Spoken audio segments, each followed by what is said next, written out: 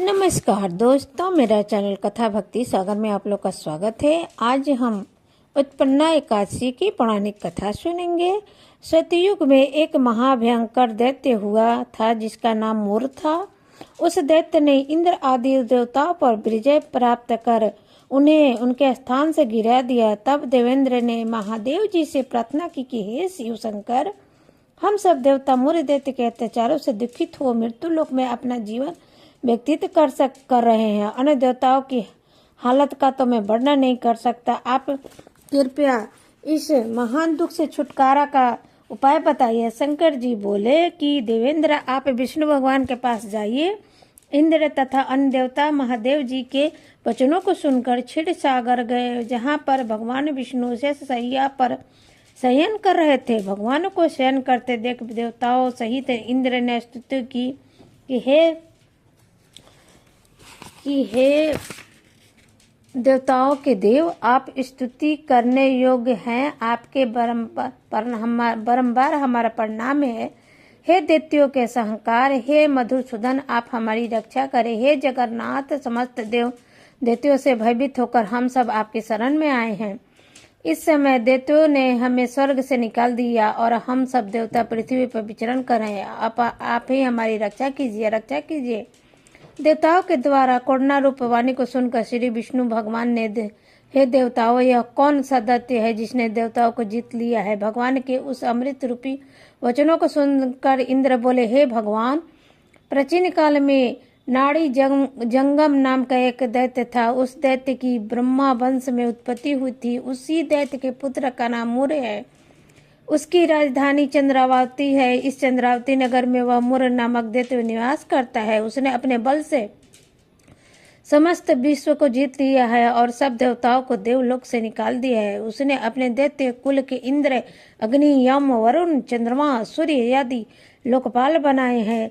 वह स्वयं सूर्य बनकर पृथ्वी को तपता है और स्वयं मेघ बनकर जल की वर्षा करता है। अतः आप उस बलशाली भयानक दैत्य को मारकर देवताओं की रक्षा करें। इंद्र के ऐसे वचन सुनकर भी श्री विष्णु भगवान बोले कि हे देवता, मैं तुम्हारे शत्रुओं का शीघ्र ही संहार करूंगा।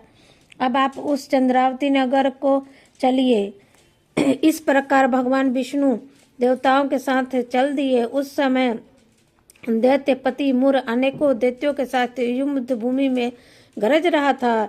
युद्ध प्रारंभ हो गया और संख्य दानव अनेक अस्त्रों शस्त्रों धारण कर देवताओं से युद्ध करने लगे, परंतु देवता के दैत्यों के आगे एक क्षण भी न ठहर सके। तब भगवान विष्णु भी युद्ध भूमि में आ गए। जब दैत्यों ने भगवान विष्णु को युद्ध भूमि में देखा तो उन पर अस्त्र शस्त्रों का प्रहार करने लगा। भगवान भी चक्र और गदा से अपने अस्त्र शस्त्र को नष्ट करने लगे। इस युद्ध में अनेकों दानव दैत्यों के लिए सो गए, परंतु दैत्यों का राजा मूर भगवान के साथ निश्चल भाव से युद्ध करता रहा। भगवान विष्णु मूर को मारने के लिए जिन जिन शस्त्रों का प्रयोग करते थे वे सब उसके तेज से नष्ट होकर उस पर पुष्पों के समान गिरने लगे। अनेक अस्त्र शस्त्रों का प्रयोग करने पर भी भगवान ने उसको जीत न सके। वह आपस में मल्ल युद्ध करते रहे। भगवान विष्णु उस दैत्य से देवताओं के लिए सहस्त्र वर्ष तक युद्ध करते रहे, परंतु उस दैत्य को न जीत सके। उस समय 38 कोस लंबी द्वार वाली हेमवती नाम की एक गुफा में शयन करने की इच्छा से भगवान उसमें प्रवेश कर गए। हे अर्जुन, तब मैंने उस गुफा में शयन किया। वह दैत्य भी मेरे पीछे पीछे चला आया। तब मुझको शयन करता देख वह मुझे मारने को तैयार हो गया। वह दैत्य सोचने लगा कि मैं आज अपने चिर शत्रु को मारकर सदैव के लिए निष्कंठ हो जाऊंगा। इसी समय मेरी देह से एक अत्यंत सुंदर कन्या दिव्य अस्त्र शस्त्र धारण करके उत्पन्न हुई और दैत्य के सामने आकर युद्ध करने लगी। तब वह दैत्य का आश्चर्य के साथ सोचने लगा कि यह ऐसी बलवान कन्या कहाँ से उत्पन्न हुई। वह दैत्य उस कन्या से लगातार युद्ध करता रहा। कुछ समय बीतने पर उस कन्या ने क्रोध में आकर उस दैत्य के अस्त्र शस्त्रों के टुकड़े टुकड़े कर दिए। उस कन्या ने उसका हाथ तोड़ डाला। तब वह दैत्य महान क्रोध में भरकर उसे मल्ल युद्ध करने लगा। उस कन्या ने उसको धक्का मारकर मूर्छित कर दिया। उठने पर वह उसका सिर काट दिया। वह दैत्य सिर कटते ही पृथ्वी पर गिर पड़ा गया और मृत्यु को प्राप्त हुआ। अन्य समस्त दानव भी ऐसा देखकर पाताल लोक को चले गए। जब भगवान विष्णु की निद्रा टूटी तो उस दैत्य को मारा देखकर अत्यंत आश्चर्य करने लगे और विचार करने लगे कि इस दैत्य को किसने मारा।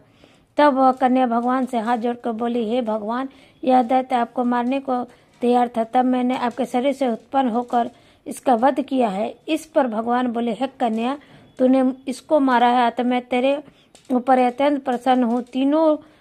तुझे तीनों लोकों में के देवताओं को सुखी किया है, इसलिए तू अपनी इच्छा अनुसार वरदान मांग। कन्या बोली, हे भगवान, मुझे यह वरदान दीजिए कि जो मेरा व्रत करे उसके समस्त पाप नष्ट हो जाए और अंत में स्वर्ग लोक को हो जाए, और मेरे व्रत का आधा फल रात्रि को मिले और उसका आधा फल एक समय भोजन करने वालों को मिले।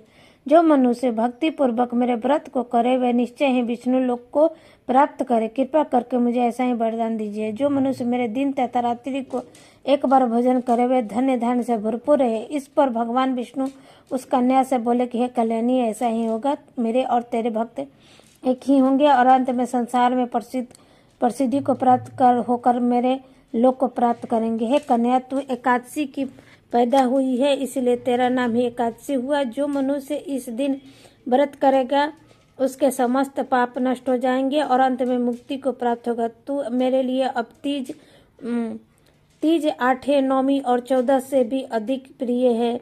तेरे व्रत का फल सब तीर्थों के फल से भी महान होगा। यह मेरा कथन सत्य है। ऐसा कहकर भगवान उसी समय स्थान पर अंतर्ध्यान हो गए। एकादशी भी भगवान के उत्तम वचनों को सुनकर बड़ी प्रसन्न हुई। तब से एकादशी का जन्म हो गया और जो लोग इस व्रत को करते हैं पृथ्वी पर सारे सुख को भोग कर मरने के उपरांत स्वर्ग लोक में जाते हैं और एकादशी का व्रत करने से सबों पापों का नष्ट होता है।